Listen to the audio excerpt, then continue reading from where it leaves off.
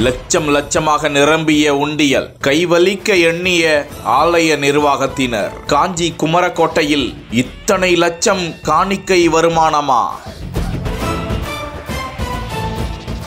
கோவில் நகரம் என அழைக்கப்படும் காஞ்சிபுரத்தில் கந்த புராணம் அரங்கேற்றிய தளமாக விளங்கும் ஸ்ரீ அருள்மிகு பாலசுப்பிரமணிய சுவாமி திருக்கோவில் மேற்கு ராஜ வீதியில் அமைந்திருக்கிறது. இந்த நிலையில் கந்த சஷ்டி, செவ்வாய்க்கிழமைகள், தைப்பூசம் உள்ளிட்ட பல்வேறு நிகழ்வுகளில் அந்த கோவிலுக்கு ஏராளமான பக்தர்கள் படையெடுத்து வந்து சாமி தரிசனம் செய்வது வழக்கம். மேலும் இத்திருக்கோவிலுக்கு வரும் பக்தர்கள் காணிக்கை செலுத்துவதற்காக 8 உண்டியல்கள் அந்த கோவில் வளாகத்தில் இந்து சமய அறநிலையத்துறையினரால் வைக்கப்பட்டிருக்கிறது. தங்களது வேண்டுதல் நிறைவேறினால் இவ்வளவு தொகை காணிக்கையாக செலுத்துகிறோம் என வேண்டிக் கொண்டு சென்ற நிலையில் பலருக்கும் வேண்டியது நிறைவேறியதால் சொன்னபடி வேண்டியபடி தங்களது காணிக்கையை கொட்டி வருகிறார்கள்.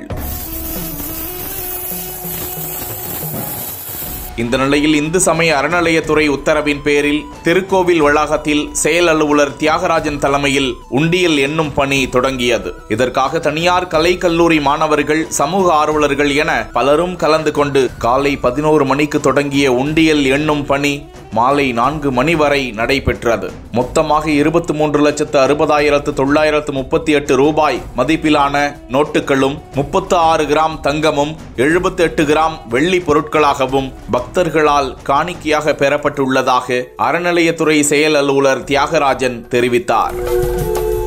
நிகழ்வின் போது இந்து சமய அறநிலையத்துறை ஆய்வாளர் கிருத்திகா, சிவகாஞ்சி காவல்துறை துணை ஆய்வாளர் வஜ்ரவேலு உள்ளிட்ட காவல்துறையினரும் பாதுகாப்பு பணியில் ஈடுபட்டிருந்தார்கள்.